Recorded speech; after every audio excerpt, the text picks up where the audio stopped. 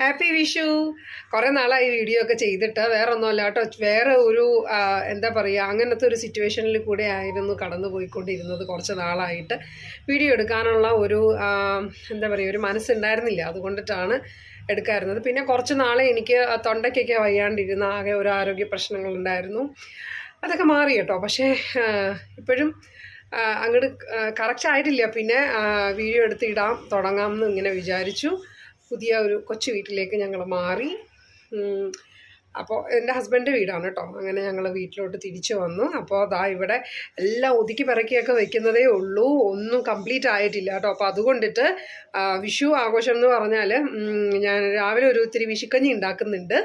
അതല്ലാതെ വേറെ പരിപാടിയൊന്നുമില്ല. പിന്നെ ഞങ്ങൾ പുറത്തേക്ക് പോവുകയാണ്. പുറത്ത് എവിടെയെങ്കിലും ഒന്ന് പോകണം. കാരണം ഒന്ന് മനസ്സൊന്ന് എന്താ പറയുക, ഒന്ന് കറക്റ്റ് ആക്കാൻ വേണ്ടിയിട്ട്.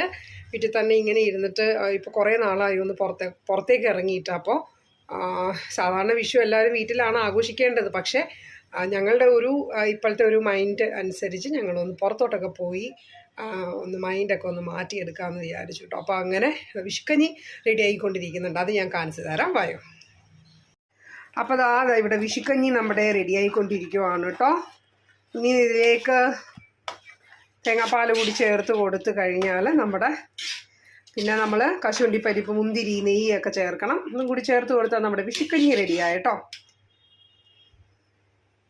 അങ്ങനെ നമ്മുടെ വിഷുക്കഞ്ഞി റെഡിയായി കഴിഞ്ഞിരിക്കുകയാണ്. അപ്പോൾ ഇനി ആ വിഷുക്കഞ്ഞിയൊക്കെ കഴിച്ചിട്ട് ഞങ്ങളൊന്ന് പുറത്തോട്ട് പോകണം. അപ്പോൾ അതിൻ്റെ വീഡിയോ ഇടാം കേട്ടോ. അപ്പോൾ താങ്ക് യു ഫോർ വാച്ചിങ്.